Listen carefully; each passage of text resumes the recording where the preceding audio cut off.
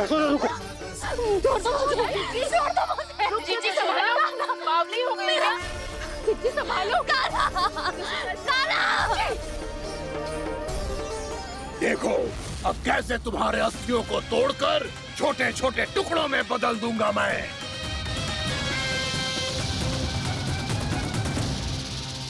सुदर्शी, आप जाओगी तो आप भी फंस जाओगी। अपने लल्ला के लिए मैं किसी भी संकट का सामना करने के लिए तैयार हूँ। छोड़ो ना यशोदा, हमें कोई और उपाय खोजना पड़ेगा। कोई और उपाय? आप देख ना रही मेरा कान्हा किस दशा में है। कान्हा मैया के वश में नहीं है, नहीं तो ये अपने लल्ला के लिए साक्षात काल का भी सामना कर ले। ये तो केवल कालिया नाग है। हे नागराज, आप मेरे प्राण ले लो पर कान्हा को छोड़ दो। ना नागराज, आप मेरे प्राण ले लो, मैं विरोध भी ना करूंगी। ना नागराज, आप मुझे मार दो पर मेरे कान्हा को छोड़ दो। ना ना ना ना नागराज, मेरे प्राण ले लो, हमारे कान्हा से क्या शत्रुता है आपकी? प्रभु के लिए जो प्रेम यशोदा मैया के हृदय में है, वही इन सभी गोपियों के हृदय में भी है।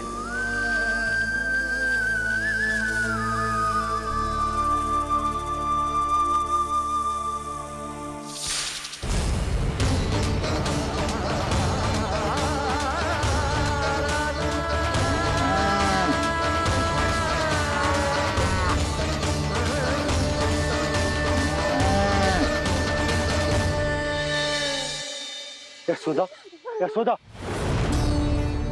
देखो इन गोपियों को, इन गैयाओं को। इन सब के मन में भी तुम्हारी भांति ही ममता भरी हुई। वो सब भी कान्हा से उतना ही प्रेम और स्नेह करती है, उतनी ही ममता से भरी हुई है जितनी कि तुम।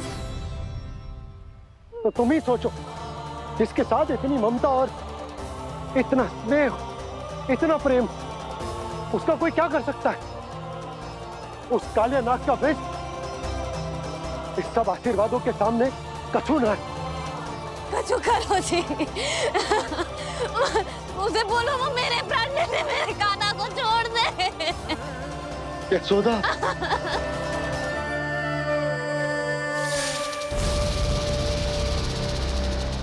केवल इन्हीं में नहीं देवराज, नाग पत्नियों के हृदय में भी ममता का वही प्रेम उमड़ रहा है। देखिए। मैं आपके हाथ जोड़ती हूँ स्वामी, इस बालक को छोड़ दीजिए। ये अवश्य ही कोई दिव्य आत्मा है स्वामी। हम आपसे विनती करते हैं स्वामी, इस नन्हे बालक को हानि मत पहुंचाइए स्वामी। मेरी पत्नियां मेरे ही शत्रु के लिए विनती कर रही हैं। अब यदि इसके पक्ष में एक शब्द भी कहा तुम सबने, तो मैं इस बालक से पहले तुम सबके प्राण ले लूंगा। हो रहा प्रसन्न नाग कालिया, विजय को निश्चित जान। रोते बिलखते व्याकुल सब, संकट में देख कान्हा के प्राण।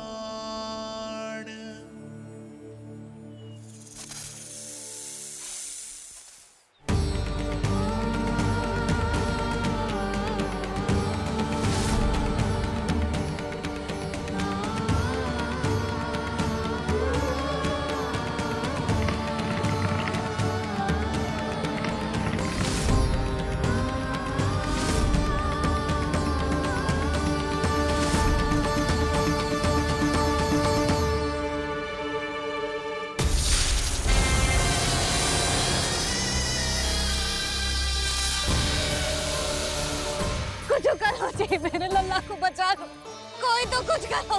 जीजी, संभालो यशोदा। यशोदा, यशोदा तुम शांत हो जाओ, मैं कान्हा को वापस लेकर आऊंगा।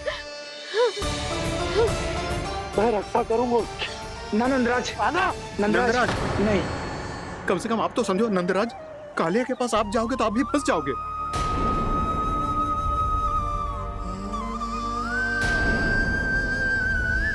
बलराम, तेरा भाई इतनी भीषण संकट में है और तुझे जरा भी दुख ना हो रहा? क्या आप सब अब तक नहीं समझ पाए कि कान्हा सच में कौन है? छोटे बाबा, आप तो उसका सत्य जानते हैं ना?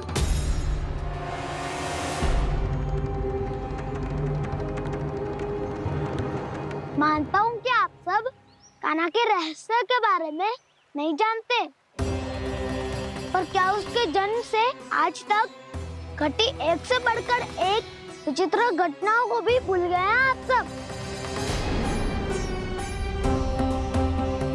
भूल गए हैं कि कैसी पूतना जैसी राक्षसी उसका कुछ बिगाड़ नहीं पाई, कैसे तरनावती जैसा भयानक राक्षस उसे एक खरोच भी नहीं दे पाया था।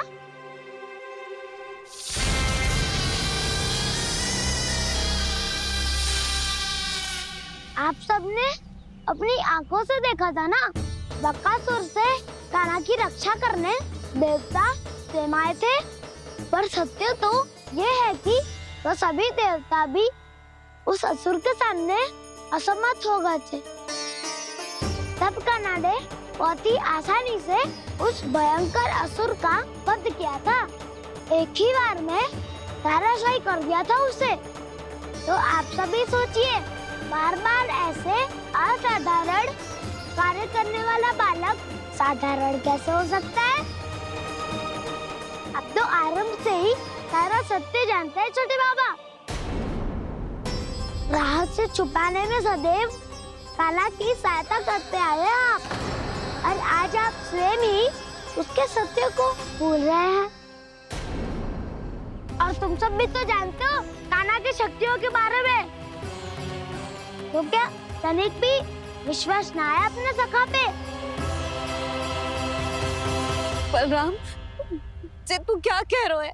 मैंने जो कहा उसका एक एक शब्द सत्य है छोटी माँ। यदि प्रभु की इच्छा हुई तभी कुछ ही क्षणों में सब कुछ अपनी आंखों से स्वयं अनुभव कर लेंगे आप।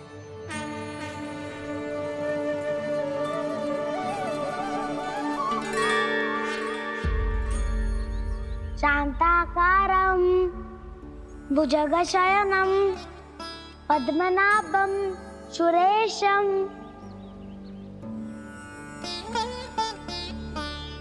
विश्वाधारं गगनसदृशं मेघवर्णं शुभांगं लक्ष्मीकान्तं कमलनयनं योगी वीरध्यानगम्यं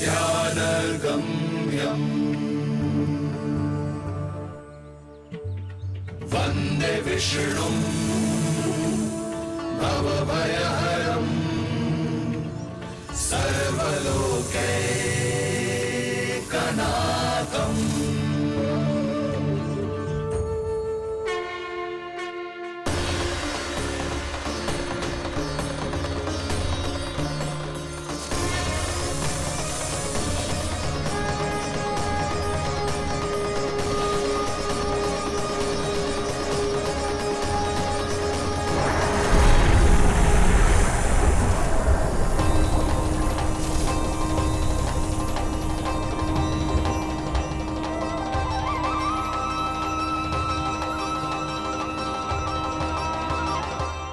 तुझे क्या लगता है बालक कि तू मेरी जकड़ से निकल गया तो अब बच जाएगा तू?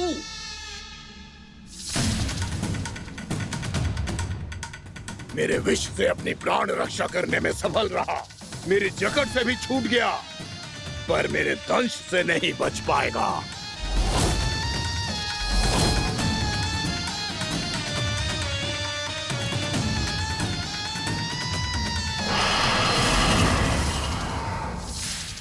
अब भय से भाग रहा है, पर मैं तुझे मृत्यु देकर रहूंगा।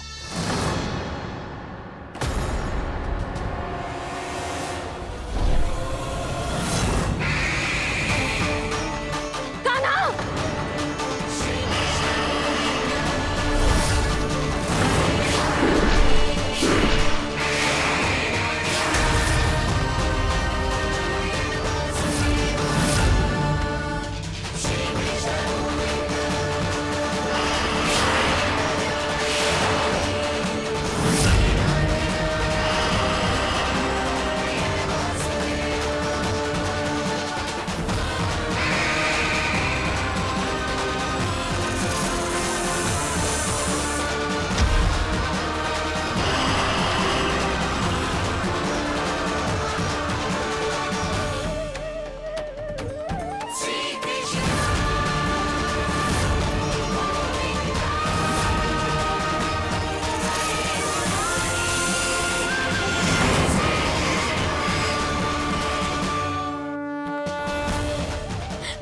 मेरा नन्हा सा कान्हा कितनी देर भाग पाएगा?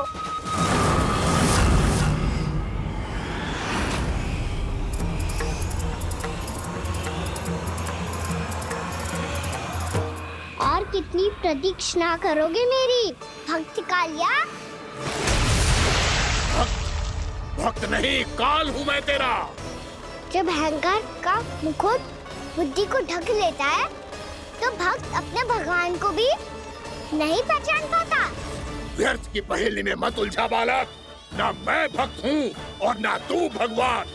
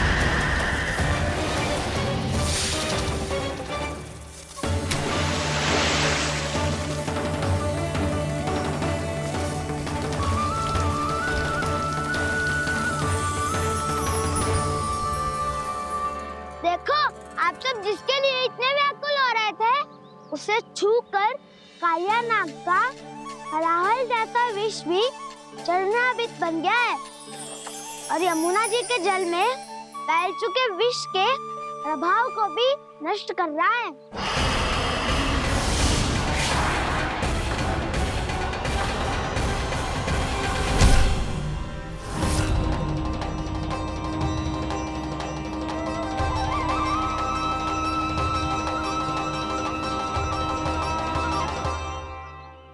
धर्म रक्षक अधर्म विनाशक प्रभु श्री कृष्ण का कौशल सचमुच अद्वितीय है। नारायण नारायण।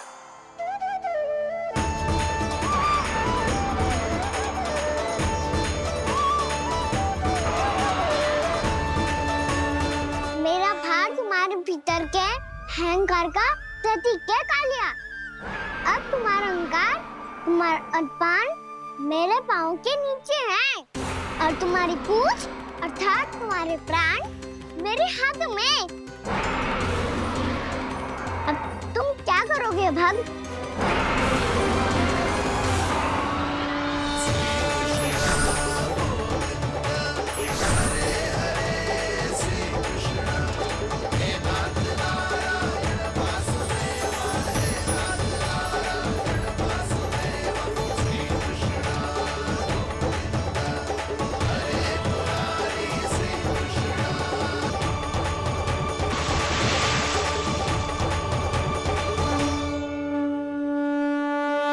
प्रभु, भले ये आपको पहचानने में असमर्थ हो, पर हम सब ने आपको पहचान लिया है। हाँ प्रभु, एक भक्त होने के नाते और एक अर्धांगिनी और माँ होने के नाते मैं आपसे इनके प्राणों की भिक्षा मांगती हूँ। अपनी कृपा दिखाइए और इन्हें क्षमा कर दीजिए। आपके लिए मित्र और शत्रु में कोई अंतर नहीं प्रभु। उसी तरह आपकी कृपा और दंड में भी कोई अंतर नहीं। दोनों दया ही तो हैं, अकारण ही किसी को प्राप्त नहीं होती। हमें विश्वास है कि हमारे पति को मिला ये दंड कोई अभिशाप नहीं है, आपका वरदान है। ये सत्य है प्रभु कि इनसे बहुत से पाप हुए हैं। इनके विष से बहुत सारे जीव जंतु को हानि पहुंची है, पर अब आपके चरण इनके शीश पर पड़ गए हैं। ऐसी कृपा तो बड़े बड़े महान महात्माओं को भी दुर्लभ है, और इन्हें प्राप्त हुआ तो अवश्य ही ये किसी महान पुण्य का ही फल है। हे प्रभु, उन्हीं पुण्य कर्मों की शक्ति का आह्वान कर मैं आपसे विनती करती हूँ, इन्हें प्राण दान दीजिए। मैं अपने इस भक्त को क्षमा अवश्य करूंगा देवियों, यदि ये अपने अहंकार को त्याग कर मुझे पहचान ले तो।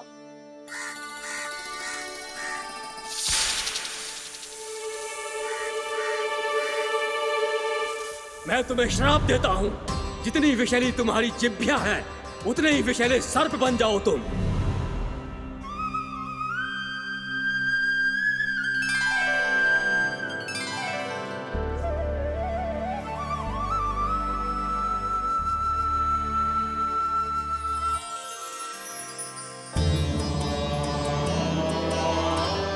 नारायण, मुझे क्षमा कीजिए नारायण।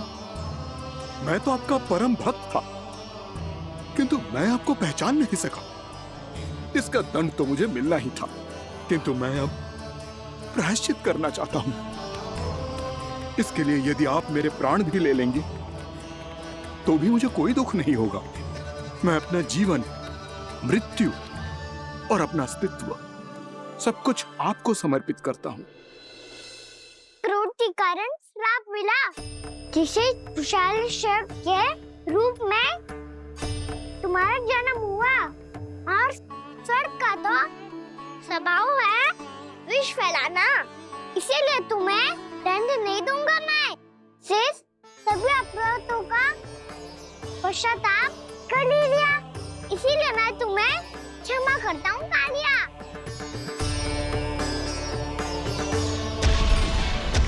पर तुम्हें यहाँ से दूर समुद्र के बीच जाकर रहना होगा, जहाँ किसी निर्दोष का जीवन तुम्हारे विष से प्रभावित ना हो। मैं चाहकर भी आपकी इस आज्ञा का पालन नहीं कर सकता। मैं असमर्थ हूँ प्रभु, क्योंकि यदि मैं इस क्षेत्र को छोड़कर गया तो मेरी मृत्यु निश्चित है। आपसे क्या छुपा है प्रभु? आप तो जानते हैं कि सर्प जाति और आपके वाहन गरुड़ के बीच अनंत शत्रुता चल रही है, जिसका प्रारंभ नागों के द्वीप नागालय से हुआ था। उस द्वीप पर छोटे जीवों को निगल जाने के लिए सर्प थे, और गरुड़ को सर्पों का स्वाद बहुत प्रिय था, इसलिए वो बार बार नागद्वीप जाने लगा था। पर इस कारण पूरी सर्प जाति उससे आतंकित हो गई थी, इसलिए जब भी गरुड़ वहां पहुंचता तो सभी सर्प छिपने लगते। जब गरुड़ को इसका आभास हुआ तो उसे बड़ा क्रोध आया, और वो उत्तेजना में भरकर सर्पों का शिकार करने लगा। भूख ना होने पर भी उन्हें मारने लगा। अब सर्पों के प्राण हरना उसके लिए खेल बन गया था। इस भीषण समस्या का समाधान ढूंढने के लिए पूरी सर्प जाति महान सर्प वासुकी के सामने इकट्ठी हुई। हे महान वासुकी, हमारी सहायता कीजिए। नागद्वीप पर गरुड़ ने आतंक मचा दिया है। पहले तो वो हमें अपना भोजन बनाता था, लेकिन अब हम उसके खेल का साधन बन चुके हैं। भूख हो या ना हो, जब तब आकर वो हमारे प्राण हर लेता है। अनुचित हिंसा के इस प्रथा का आरंभ सर्पों ने ही किया है। पहले आप सबने पूरे द्वीप पर अधिकार कर लिया, फिर आहार के साथ साथ आनंद के लिए भी आप सभी ने निर्दोष जीवों की हत्या की। और जब सृष्टि का संतुलन बनाए रखने के लिए गरुड़ आपको अपना आहार बनाने आया, तो आप सब अपने प्राणों की रक्षा के लिए छिपने लगे। तो फिर गरुड़ का उत्तेजित होना तो स्वाभाविक ही था। नागनाथ, जो हमने अन्य जीवों के साथ किया वही अब हमारे साथ हो रहा है, परंतु ये भी तो सृष्टि के संतुलन के विरुद्ध ही है ना? अवश्य है, इसलिए मैं गरुड़ से चर्चा करूंगा। धन्यवाद प्रभु।